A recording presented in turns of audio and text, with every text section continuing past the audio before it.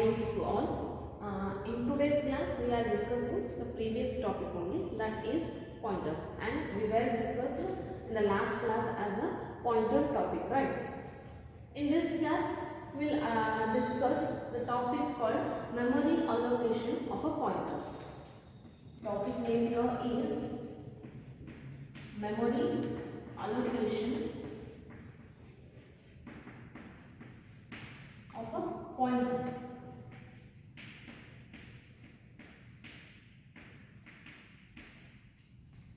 Means how we are allocating memory to the pointer. Okay. Whenever we are using variables in our program, all the variables are allocated some space during the compilation time by the compiler, right?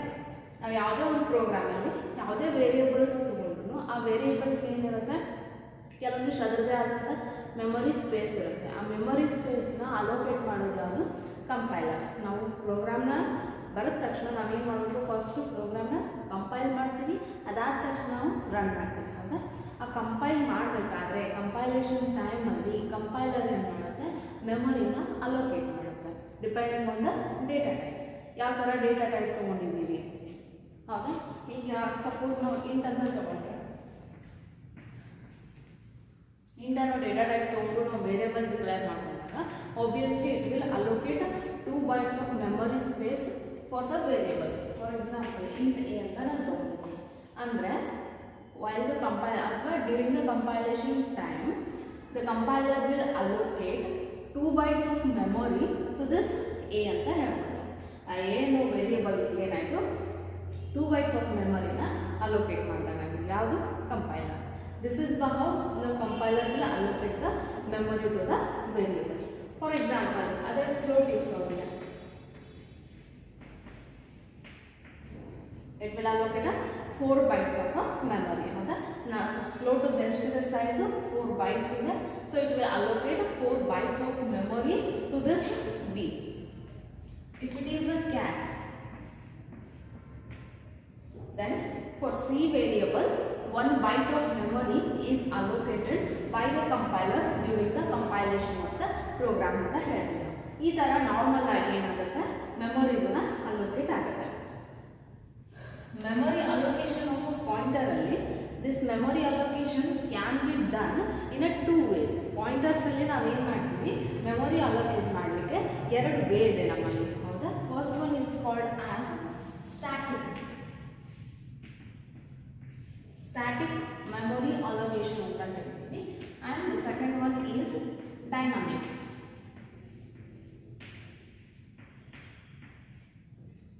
Static memory allocation and dynamic memory allocation ಅಂತ ಕರಿತೀವಿ. Static ಅಂತಂದ್ರೆ ಏನಿರುತ್ತೆ ಅಲ್ಲಿ ಅಂತಂದ್ರೆ ನಮ್ಗೆ ಮುಂಚೆನೇ ಗೊತ್ತಿರುತ್ತೆ ಈ ವೇರಿಯೇಬಲ್ಗೆ ಎಷ್ಟು ನಾವು ಮೆಮೊರಿ ಅಲೋಕೇಟ್ ಮಾಡಬೇಕು. ಅಂದರೆ the memory to be allocated is predicted or pre-known in a static memory allocation ಅಂತ ಹೇಳ್ತೀವಿ. ಸ್ಟ್ಯಾಟಿಕ್ ಮೆಮೊರಿ ಅಲೋಕೇಶನ್ ಅಲ್ಲಿ ನಮಗೆ ಮುಂಚೆನೇ ಎಷ್ಟು ಮೆಮೊರಿ ಸ್ಪೇಸ್ ಬೇಕಾಗಿರುತ್ತೆ ವೇರಿಯೇಬಲ್ ಅನ್ನೋದು ಗೊತ್ತಿರುತ್ತೆ. ಪ್ರೀ ನೋನ್ ಇರುತ್ತೆ, ಪ್ರಿಡಿಕ್ಟೆಡ್ ಇರುತ್ತೆ. ಅಂಥವನ್ನೆಲ್ಲ ನಾವೇನಂತ ಕರಿತೀವಿ, ಸ್ಟ್ಯಾಟಿಕ್ ಮೆಮೊರಿ ಅಲೋಕೇಶನ್ ಅಂತ ಕರಿತೀವಿ. And the static memory is allocated during the compilation time. Compile ಮಾಡಬೇಕಾದ್ರೆ ಏನಾಗುತ್ತೆ, ಈ ಸ್ಟ್ಯಾಟಿಕ್ ಮೆಮೊರಿ ಅಲೋಕೇಟ್ ಆಗುತ್ತೆ. ಫಾರ್ ಎಕ್ಸಾಂಪಲ್, ಈ ಸ್ಟ್ಯಾಟಿಕ್ ಇದೆ ಇವೆಲ್ಲ ನಾವು ಎಕ್ಸಾಂಪಲ್ ಆಗಿ ಕೊಡ್ಬೋದು. ಇಂಟ್ ಎ ಫ್ಲೋಟ್ ಬಿ ಕ್ಯಾಸ್ ಅಂತಂದ್ರೆ ನನಗೆ ಮುಂಚೆನೇ ಸೈಜ್ ಗೊತ್ತಿದೆ ಇಂಟದ್ದು ಎಷ್ಟು ಅಂತೇಳಿ. ಹೌದಾ? ಇಂಟ್ ಯಾವಾಗಲೂ ಸೈಜ್ ಫಿಕ್ಸ್ಡ್ ಇರುತ್ತೆ 2 bytes. ಸೊ ಅಲ್ಲೇನಿರುತ್ತೆ ನನಗೆ ಮುಂಚೆನೇ ಗೊತ್ತಿರುತ್ತೆ ಅದರದ್ದು ಇಂಟದ್ದು ಸೈಜ್ ಏನಂತ ಗೊತ್ತಿರುತ್ತೆ. ಸೊ ನಾನು ಏನು ಯೂಸ್ ಮಾಡ್ತೀನಿ, ಈ ಎಗೆ ನನಗೆ 2 bytes ಬೇಕಾಗಿತ್ತಂದ್ರೆ ನಾನು ಏನು ಯೂಸ್ ಮಾಡ್ತೀನಿ, ಇಂಟ್ ಅಂತ ಯೂಸ್ ಮಾಡ್ತೀನಿ. ಸಪೋಸ್ ಈ ಎಗೆ ನನಗೆ 4 bytes ಬೇಕಾಗಿತ್ತು, ಅವಾಗ ನಾನು ಏನು ಯೂಸ್ ಮಾಡ್ತಿದ್ದೆ, ಫ್ಲೋಟ್ ಅಂತ ಯೂಸ್ ಮಾಡ್ತೀನಿ. ಅಂದರೆ ಮುಂಚೆನೇ ನಮಗೆ ಇಲ್ಲೇನಿರುತ್ತೆ, ಮೆಮೊರಿ ಸೈಜು ಗೊತ್ತಿರುತ್ತೆ ಎಲ್ಲಿ, ಸ್ಟ್ಯಾಟಿಕಲ್ಲಿ. ಸಪೋಸ್ ನನಗೊಂದು ವೇರಿಯೇಬಲ್ ಡಿಕ್ಲೇರ್ ಮಾಡ್ಕೋಬೇಕಾಗಿದೆ ಪ್ರೋಗ್ರಾಮಲ್ಲಿ, ಡಿ ಅನ್ನೋ ವೇರಿಯೇಬಲ್ನ ನಾನೇನು ಮಾಡಬೇಕಾಗಿದೆ, ನನ್ನ ಪ್ರೋಗ್ರಾಮಲ್ಲಿ ಡಿಕ್ಲೇರ್ ಮಾಡಬೇಕಾಗಿದೆ. ಬಟ್ ಅದಕ್ಕೆ ನನಗೆ ಸೈಜ್ ಏನು ಬೇಕು ಮುಂಚೆನೇ ನನಗೆ ಗೊತ್ತಿದೆ, 8 bytes ಆಫ್ ಸೈಜ್ ನನಗೆ ಬೇಕು ಅಂತ. ಅವಾಗ ನಾನು ಏನು ಮಾಡ್ತೀನಿ, ಆಬ್ವಿಯಸ್ಲಿ ಡಬಲ್ ಅಂತ. ಡಬಲ್ ಅನ್ನೋದು also it's one of the data type right. ಆ ಡೇಟಾ ಟೈಪ್ ಸೈಜ್ ಎಷ್ಟಿದೆ 8 bytes ಇದೆ. ಸೊ ನಾನು ಇದು ಯಾವುದ್ರ ಮೇಲೆ ನಾನು ಡಿಪೆಂಡ್ ಅಪಾನ್ ವೇರಿಯೇಬಲ್ಸ್, ನನಗೆ ಎಷ್ಟು ವೇರಿಯೇಬಲ್ ಯಾವ ವೇರಿಯೇಬಲ್ ಸೈಜ್ ಬೇಕೋ ಅದನ್ನ ನಾವೇನು ಮಾಡ್ತೀವಿ ಆ ಡೇಟಾ ಟೈಪ್ಸ್ನ ಯೂಸ್ ಮಾಡ್ತೀವಿ. ಎಲ್ಲಿ ಸ್ಟ್ಯಾಟಿಕ್ ಅಲ್ಲಿ. In static memory allocation we already know the value ಅಥವಾ size of the or memory of the variable ಅಂತ ಹೇಳ್ತೀವಿ. Here the memory is predicted and pre-known ಅಂತ ಹೇಳ್ತೀವಿ static. But in dynamic memory allocation the allocated memory we can't predict it. ಅಲ್ಲೇನು ಮಾಡ್ತೀವಿ, ಇಷ್ಟೇ memory space ಬೇಕು ನನಗೆ ಅಂತೇಳಿ ನಮ್ಗೆ ಮುಂಚೆನೇ ಗೊತ್ತಿರಲ್ಲ. ಇಲ್ಲಿ ಡೈನಾಮಿಕ್ ಅಲ್ಲಿ here the memory space is not predicted and unknown ಅಂತ ಕರಿತೀವಿ. ನಮಗೆ ಇಷ್ಟೇ ಸ್ಪೇಸ್ ನಮ್ಮ ಪ್ರೋಗ್ರಾಮಲ್ಲಿ ಬೇಕು ಅಂತ ನಮಗೆ ಮುಂಚೆನೇ ಗೊತ್ತಿಲ್ಲ ಅಂತಂದರೆ we can use this dynamic memory allocation ಅಂತ ಹೇಳ್ತೀವಿ. ಸೈಜ್ ನಮಗೆ ಮುಂಚೆನೇ ಗೊತ್ತಿತ್ತು, ಮೆಮೊರಿ ನಮಗೆ ಇಷ್ಟೇ ಬೇಕು ಅಂತ ಗೊತ್ತಿದ್ದರೆ then go for this static memory allocation. If we don't know the size or memory space, ನನಗೆ ಎಷ್ಟು ಬೇಕಾಗುತ್ತೆ ಅಂತ ಗೊತ್ತಿಲ್ಲ ಮೆಮೊರಿ ಸ್ಪೇಸ್ ನನ್ನ ಪ್ರೋಗ್ರಾಮಲ್ಲಿ, ಅವಾಗ ನಾನು ಏನು ಯೂಸ್ ಮಾಡ್ತೀನಿ, ಈ ಡೈನಾಮಿಕ್ ಮೆಮೊರಿ ಅಲೋಕೇಶನ್ನ ಯೂಸ್ ಮಾಡ್ತೀನಿ. And this dynamic memory allocation is done in or during a run time ಅಂತ ಕರಿತೀವಿ. ಇದು ಯಾವಾಗ ಆಗುತ್ತೆ, ಕಂಪೈಲ್ ಟೈಮಲ್ಲಿ ನಮಗೇನಾಗುತ್ತೆ ಮೆಮೊರಿ ಅಲೋಕೇಟ್ ಆಗುತ್ತೆ ಸ್ಟ್ಯಾಟಿಕಲ್ಲಿ. ಡೈನಾಮಿಕಲ್ಲಿ ಯಾವಾಗ ಆಗುತ್ತೆ ಅಂತಂದರೆ ರನ್ ಟೈಮಲ್ಲಿ ಮೆಮೊರಿ ಏನಾಗುತ್ತೆ ಅಲೋಕೇಟ್ ಆಗುತ್ತೆ.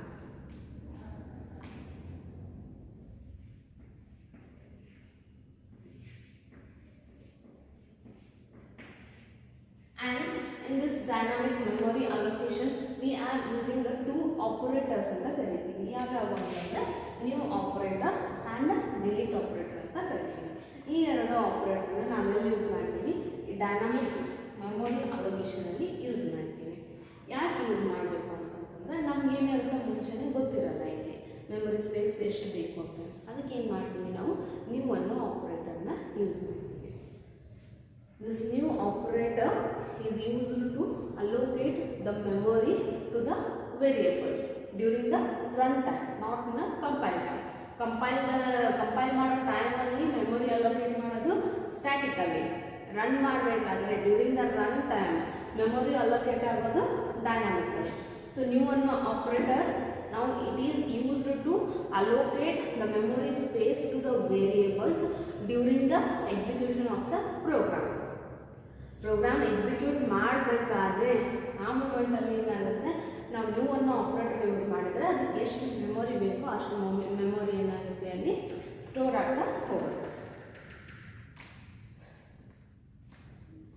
We'll see how these variables are declared with the help of a new operator.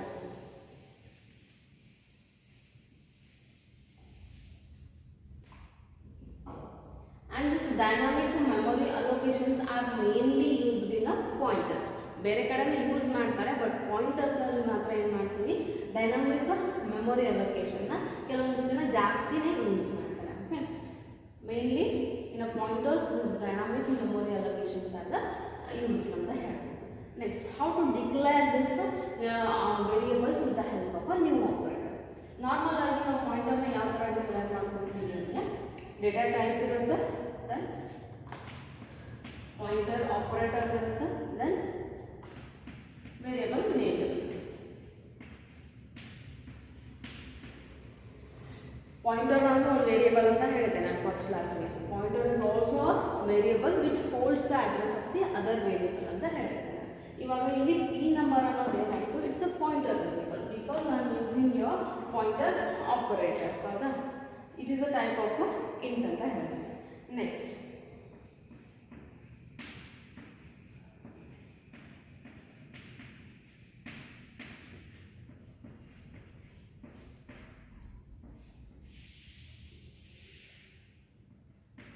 this is how we are using a new operator. Pointer ವೇರಿಯೇಬಲ್ಗೆ ನಾವೇನು ಮಾಡ್ತಾ ಇದ್ದೀವಿ, ಈಗ ಹೊಸದಾಗಿ ಮೆಮೊರಿನ ಅಲೋಕೇಟ್ ಮಾಡ್ತಾ ಇದ್ದೀವಿ with the help of a new operator ಅಂತ.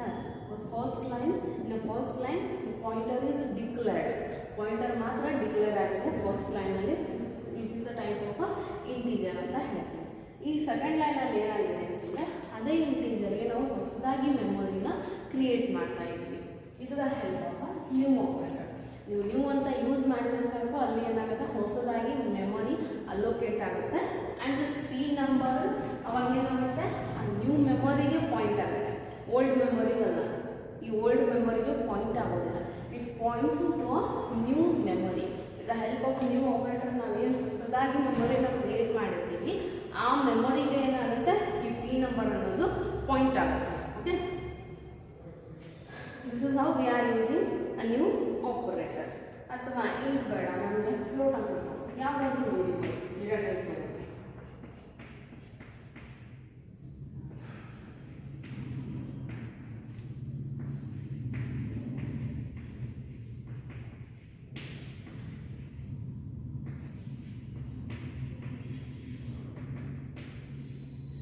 ಇವಾಗ ಏನಾಯ್ತೀವಿ ನೀವು ಆಪರೇಟರ್ ಯೂಸ್ ಮಾಡಿ ನಾವು ಪಿ ನಂಬರ್ ಅನ್ನೋದಕ್ಕೆ ಹೊಸದಾಗಿ ಮೆಮೊರಿನ ಕ್ರಿಯೇಟ್ ಮಾಡ್ತಾ ಇದ್ದೀವಿ. And this pointer is also points to the new memory, not a older memory. This is how we are using the new operator. Next ಒಂದು ಸಿಂಪಲ್ ಪ್ರೋಗ್ರಾಮ್ ಇದೆ new operator ಮೇಲೆ. ಇಲ್ಲೇನು ಮಾಡ್ತಾ ಇದ್ದೀವಿ, ಸ್ಟಾರ್ ಪಿ ಅಂತ ಹೇಳಿ ಒಂದು ಪಾಯಿಂಟರ್ ವೇರಿಯೇಬಲ್ನ ತಗೋತಾ ಇದ್ದೀವಿ.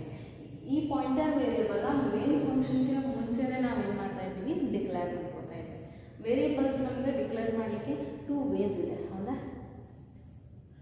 ವಾಯ್ಡ್ ಮೇನ್ಗಿನ ಮುಂಚೆನೂ ಮಾಡ್ತೀವಿ ಅಥವಾ ಮೇನ್ ಫಂಕ್ಷನ್ ಒಳಗಡೆನೂ ಮಾಡ್ತೀವಿ. ನಾನು ಇಲ್ಲಿ ಏನು ಮಾಡಿದ್ದೀನಿ ಈ ಪ್ರೋಗ್ರಾಮಲ್ಲಿ ಮೇನ್ ಫಂಕ್ಷನ್ಗಿನ ಮುಂಚೆ, ಅಂದರೆ ಇದನ್ನ ಗ್ಲೋಬಲ್ ಡಿಕ್ಲರೇಷನ್ ಅಂತ ಕರಿತೀವಿ. ಮೇನ್ ಫಂಕ್ಷನ್ಗಿನ ಮುಂಚೆ ನಾನು ಏನು ಮಾಡ್ತಾ ಇದ್ದೀನಿ, ಪಾಯಿಂಟರ್ ವೇರಿಯೇಬಲ್ನ ಡಿಕ್ಲೇರ್ ಮಾಡ್ಕೊತಾ ಇದ್ದೀನಿ. ಅಂದರೆ ಆ ಪಾಯಿಂಟರ್ ವೇರಿಯೇಬಲ್ನ ನಾನು ಇವಾಗ ನನ್ನ ಪ್ರೋಗ್ರಾಮಲ್ಲಿ ಎಲ್ಲಿ ಬೇಕಾದರೂ ಯೂಸ್ ಮಾಡ್ಬೋದು. ಅಂದರೆ ಬೇರೆ ಫಂಕ್ಷನ್ಸಲ್ಲೂ ಯೂಸ್ ಮಾಡ್ಬೋದು ಅಥವಾ ಮೇನ್ ಫಂಕ್ಷನಲ್ಲೂ ಯೂಸ್ ಮಾಡ್ಬೋದು. ಇದನ್ನು ನಾವೇನಂತ ಕರಿತೀವಿ, ಗ್ಲೋಬಲ್ ವೇರಿಯೇಬಲ್ ಡಿಕ್ಲರೇಷನ್ ಅಂತ ಕರಿತೀವಿ. ಅದೇ ಸಪೋಸ್ ಮೇನ್ ಫಂಕ್ಷನಲ್ಲಿ ನಾನು ಇಲ್ಲಿ ಡಿಕ್ಲೇರ್ ಮಾಡ್ಕೊಂಡಿದ್ದೆ ಪಾಯಿಂಟರ್ ವೇರಿಯೇಬಲ್ ಅಂದರೆ ಅದನ್ನ ನಾವೇನಂತ ಕರಿತೀವಿ, ಲೋಕಲ್ ವೇರಿಯೇಬಲ್ ಡಿಕ್ಲರೇಷನ್ ಅಂತ ಕರಿತೀವಿ. ಫಸ್ಟ್ ಇಯರಲ್ಲೇ ಕಲ್ತಿದ್ದೀರಾ ಇಲ್ಲ, ಲೋಕಲ್ ಅಂದ್ರೇನು, ಗ್ಲೋಬಲ್ ಅಂದರೆ ಏನು. Okay, next I am using one function called sum function. Sum function ಅನ್ನೋದೇನಿದೆ ಒಂದು ಫಂಕ್ಷನ್ ನೇಮ್. ಓಕೆ, ಆ ಫಂಕ್ಷನ್ ನೇಮಲ್ಲಿ ನಾನೇನು ಮಾಡ್ತಾ ಇದ್ದೀನಿ, ಈ ಪಾಯಿಂಟರ್ ವೇರಿಯೇಬಲ್ಗೆ ಹೊಸದಾಗಿ ಮೆಮೊರಿನ ಕ್ರಿಯೇಟ್ ಮಾಡ್ತಾ ಇದ್ದೀನಿ. P equal to new int. With the help of int, with the help of a new operator, we are allocating a new memory space to this integer and makes the pointer to point to the new memory. New memory ಗೆ ಏನಾಗುತ್ತೆ, ಅದು point ಆಗುತ್ತೆ, old ಮೆಮೊರಿಗೆ point ಆಗೋದಿಲ್ಲ. Next start p equal to 25 ಅಂತಂದರೆ ಪಾಯಿಂಟರಲ್ಲಿ ನಾನು ಏನು value display ಮಾಡ್ತಾ ಇದ್ದೀನಿ, ವ್ಯಾಲ್ಯೂ ಸ್ಟೋರ್ ಮಾಡ್ತಾ ಇದ್ದೀನಿ ಅಂದರೆ 25 ಅಂತ ಸ್ಟೋರ್ ಮಾಡ್ತಾ ಇದ್ದೀನಿ. ನೆಕ್ಸ್ಟ್ ಇದೇನೋ ಒಂದು ಫಂಕ್ಷನ್, ಯೂಸರ್ ಡಿಫೈನ್ಡ್ ಫಂಕ್ಷನ್. ಆ ಫಂಕ್ಷನ್ ನೇಮ್ ಏನಿದೆ, ಸಮ್ ಫಂಕ್ಷನ್ ಅಂತ ಇದೆ. ನೆಕ್ಸ್ಟ್ ಈ ಮೇನ್ ಫಂಕ್ಷನ್ನಲ್ಲಿ I am calling this function. ಯಾವ ಥರ ಕಾಲ್ ಮಾಡ್ತಾ ಇದ್ದೀವಿ ಇಲ್ಲಿ ಅಂತಂದರೆ ಸಮ್ ಫಂಕ್ಷನ್ ಅಂತ ಜಸ್ಟ್ ಕಾಲ್ ಮಾಡ್ತೀವಿ. Here I am not using class.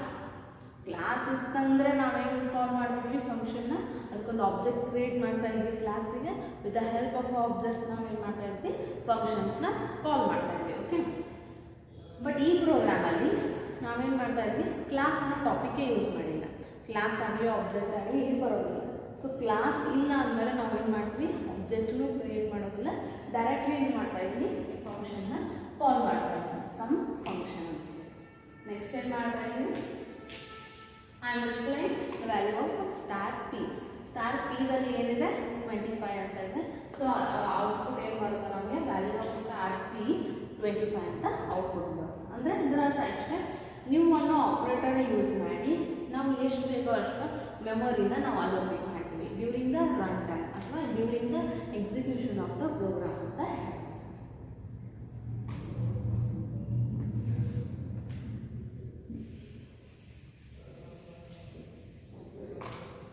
Next ಬರುತ್ತೆ ಡಿಲೀಟ್ ಅನ್ನೋ ಆಪರೇಟರ್. ಈ ಡಿಲೀಟ್ನ ನಾನು ಯಾಕೆ ಯೂಸ್ ಮಾಡ್ತೀನಿ ಅಂತಂದರೆ, ಹೊಸದಾಗಿ ಮೆಮೊರಿನ ನಾವೇನು ಕ್ರಿಯೇಟ್ ಮಾಡಿರ್ತೀವಿ with the help of a new, ಆ ಮೆಮೊರಿನ ಡಿಅಲೋಕೇಟ್ ಮಾಡಲಿಕ್ಕೆ ಅಥವಾ ಡೆಸ್ಟ್ರಾಯ್ ಮಾಡಲಿಕ್ಕೆ V are using this delete operator. ಇದಕ್ಕಿಂತ ಡಿಲೀಟ್ ಆಪರೇಟರ್ ಯೂಸ್ ಮಾಡೋಕ್ಕಿಂತ ಮುಂಚೆ ನೀವು ಆಪರೇಟರ್ ಯೂಸ್ ಮಾಡಿರಲೇಬೇಕು, ಹೌದಾ? ನ್ಯೂ ಆಪರೇಟರ್ ಯೂಸ್ ಮಾಡಿ ನಾವು ಮೆಮೊರಿ ಅಲೋಕೇಟ್ ಮಾಡಿದ್ದನ್ನು ನನಗೀಗ ಡಿಲೀಟ್ ಮಾಡಬೇಕಾಗಿದೆ, ಡಿಅಲೋಕೇಟ್ ಮಾಡಬೇಕಾಗಿದೆ, ಡೆಸ್ಟ್ರಾಯ್ ಮಾಡಬೇಕಾಗಿದೆ. ಅವಾಗ ನಾವೇನು ಯೂಸ್ ಮಾಡ್ತಾ ಇದ್ವಿ, ಡಿಲೀಟ್ ಅನ್ನೋ ಆಪರೇಟರ್ನ ಯೂಸ್ ಮಾಡ್ತೀವಿ. ಈ 2 ಲೈನಲ್ಲಿ ನಾನು ಏನು ಮಾಡ್ತಾ ಇದ್ದೀನಿ, ನ್ಯೂ ಆಪರೇಟರ್ ಯೂಸ್ ಮಾಡಿ ಮೆಮೊರಿನ ಅಲೋಕೇಟ್ ಮಾಡಿದ್ದೀನಿ. ಈಗ ಅದೇ ವೇರಿಯೇಬಲ್ಗೆ ನಾನು ಏನು ಮಾಡಬೇಕಾಗಿದೆ, ಡಿಲೀಟ್ ಮಾಡಬೇಕಾಗಿದೆ. ಸೊ ನಾನೇನು ಯೂಸ್ ಮಾಡ್ತಾ ಇದ್ದೀನಿ, ಡಿಲೀಟ್ ಅನ್ನೋ operator. Then what is the variable name ಯಾವ ಪಿ ನಂಬರ್ ಅಂದರೆ it is the type of pointer, right? ಈ ಥರ ನಾವು ಮಾಡ್ತೀವಿ, ಹೊಸದಾಗಿ ಮೆಮೊರಿ ಅಲೋಕೇಟ್ ಮಾಡಿದ್ದನ್ನು ಡಿಲೀಟ್ ಮಾಡ್ತೀವಿ. Okay, this is how we are using new and delete operator. Memory ಅಲೋಕೇಶನಲ್ಲಿ ನಮಗೆ 2 ಟೈಪ್ ಇದೆ ಪಾಯಿಂಟರಲ್ಲಿ, ಒಂದು ಸ್ಟ್ಯಾಟಿಕ್ ಮೆಮೊರಿ ಅಲೋಕೇಶನ್, ಇನ್ನೊಂದು ಡೈನಾಮಿಕ್ ಮೆಮೊರಿ ಅಲೋಕೇಶನ್. ನಾವು ನಾರ್ಮಲ್ ಆಗಿ ಏನು ವೇರಿಯೇಬಲ್ ಡಿಕ್ಲೇರ್ ಮಾಡ್ಕೊತೀವಿ ಅವನ್ನೆಲ್ಲ ನಾವು ಏನಂತ ಕರಿತೀವಿ, ಸ್ಟ್ಯಾಟಿಕ್ ಅಂತ ಕರಿತೀವಿ. ಬಟ್ ಡೈನಾಮಿಕಲ್ಲಿ ನ್ಯೂ ಮತ್ತು ಡಿಲೀಟ್ ಅನ್ನೋ ಆಪರೇಟರ್ ಯೂಸ್ ಮಾಡಿ ನಾವು ಮೆಮೊರಿನ ಅಲೋಕೇಟ್ ಮಾಡ್ತೀವಿ ಅಥವಾ ಡಿಅಲೋಕೇಟ್ ಮಾಡ್ತೀವಿ.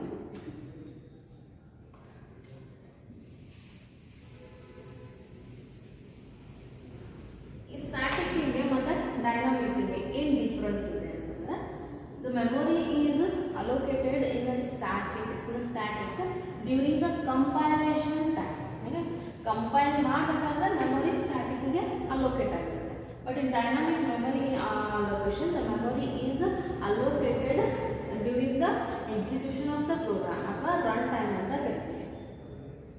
ಸ್ಟ್ಯಾಟಿಕಲಿ ಕಂಪೈಲ್ ಟೈಮ್ ಇರುತ್ತೆ, ಡೈನಾಮಿಕಲಿ ರನ್ ಟೈಮಲ್ಲಿ ನಾವೇನು ಮಾಡ್ತೀವಿ, ಮೆಮೊರಿನ ಅಲೋಕೇಟ್ ಮಾಡ್ತೀವಿ.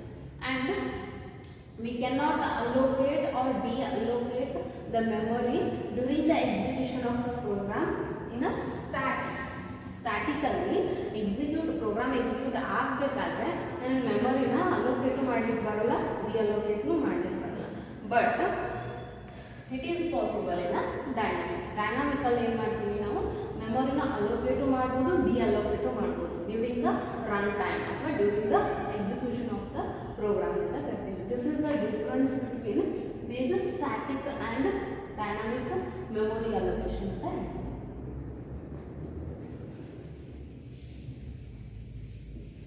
ನೆಕ್ಸ್ಟ್ ಬರುವ ಈ ಟಾಪಿಕಲ್ಲಿ ಫ್ರೀ ಸ್ಟೋರ್.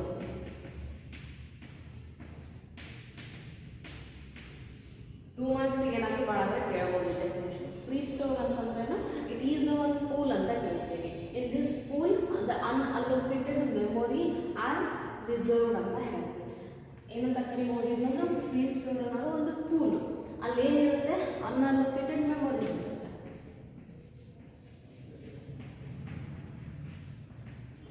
ಅನ್ಅಲೋಕೇಟೆಡ್ ಮೆಮೊರೀಸ್ ಎಲ್ಲ ಎಲ್ಲಿರುತ್ತೆ, ಈ ಫ್ರೀ ಸ್ಟೋರಲ್ಲಿ ಇರುತ್ತೆ. ಯಾವಾಗ ನಮಗೆ ಬೇಕೋ ಅವಾಗ ನಾವೇನು ಮಾಡ್ತೀವಿ, ಡೈನಾಮಿಕ್ ಮೆಮೊರಿ ಅಲೋಕೇಶನಲ್ಲಿ ನ್ಯೂ ಆಪರೇಟರ್ ಯೂಸ್ ಮಾಡಿ ಈ ಫ್ರೀ ಸ್ಟೋರಿಂದ ನಾವೇನು ಮಾಡ್ತೀವಿ, ಮೆಮೊರಿ ಬ್ಲಾಕ್ಸ್ನ ತಗೊಳ್ತೀವಿ. ಎಷ್ಟೇ ಅರ್ಥ, free store is a pool of unallocated memories ಅಂತ ಹೇಳ್ತೀವಿ. ಅನ್ಅಲೋಕೇಟೆಡ್ ಮೆಮೊರೀಸ್ ಎಲ್ಲ ಎಲ್ಲಿ ಸೇವ್ ಇರುತ್ತೆ ಅಂದರೆ ಈ ಫ್ರೀ ಸ್ಟೋರಲ್ಲಿ. ನಮಗೆ ಯಾವಾಗ ಬೇಕೋ ಆವಾಗ ನಾವೇನು ಮಾಡ್ತೀವಿ, ನ್ಯೂ ಆಪರೇಟರ್ ಯೂಸ್ ಮಾಡಿ ಈ ಫ್ರೀ ಸ್ಟೋರಲ್ಲಿರೋ ಮೆಮೊರಿನ ತಗೊಂಡು ನಮ್ಮ ಪ್ರೋಗ್ರಾಮ್ಸ್ಗೆ ಯೂಸ್ ಮಾಡ್ತೀವಿ ಅಂತ. ನೆಕ್ಸ್ಟ್ ಬರುತ್ತೆ ಮೆಮೊರಿ ಲೀಕ್.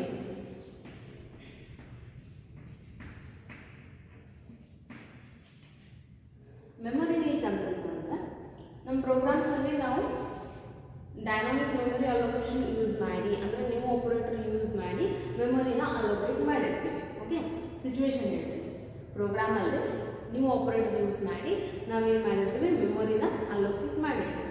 ಬಟ್ ನಾವೇನು ಮಾಡಿರ್ತೀವಿ ಅಲ್ಲಿ ಡಿಲೀಟ್ ಆಪರೇಟರ್ ಯೂಸ್ ಮಾಡಿ ಅದನ್ನು ಡಿಅಲೋಕೇಟ್ ಮಾಡಿರೋದಿಲ್ಲ.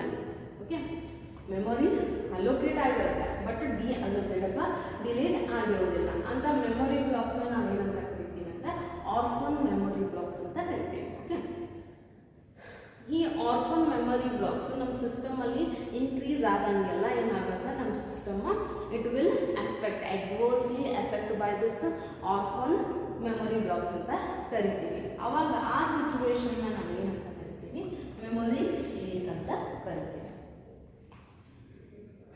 ಮೆಮೊರಿ ಲೀಕ್ ಅಂತಂದರೆ ನ್ಯೂ ಆಪರೇಟರ್ ಯೂಸ್ ಮಾಡಿ ಮೆಮೊರಿನ ಅಲೋಕೇಟ್ ಮಾಡಿರ್ತೀವಿ ಬಟ್ ಡಿಲೀಟ್ ಮಾಡಿರೋದಿಲ್ಲ. ಆ ಡಿಲೀಟ್ ಮಾಡದೇ ಇರುವಂಥ ಮೆಮೊರಿ ಬ್ಲಾಕ್ಸ್ನ ನಾವೇನಂತ ಕರಿತೀವಿ, ಆರ್ಫನ್ ಮೆಮೊರಿ ಬ್ಲಾಕ್ಸ್ ಅಂತ ಕರಿತೀವಿ. ಯಾವಾಗ ನಮ್ಮ ಸಿಸ್ಟಮಲ್ಲಿ ಆರ್ಫನ್ ಮೆಮೊರಿ ಬ್ಲಾಕ್ಸ್ ಇನ್ಕ್ರೀಸ್ ಆಗ್ತಾ ಹೋಗುತ್ತೆ, it will effect to the system. ಆ ಸಿಸ್ಟಮ್ಗೆ ಯಾವಾಗ ಎಫೆಕ್ಟ್ ಆಗುತ್ತೆ ಆ ಸಿಚುವೇಶನ್ನ ನಾವೇನಂತ ಕರಿತೀವಿ, ಮೆಮೊರಿ ಲೀಕ್ ಅಂತ ಕರಿತೀವಿ. This is about the memory allocation of pointers.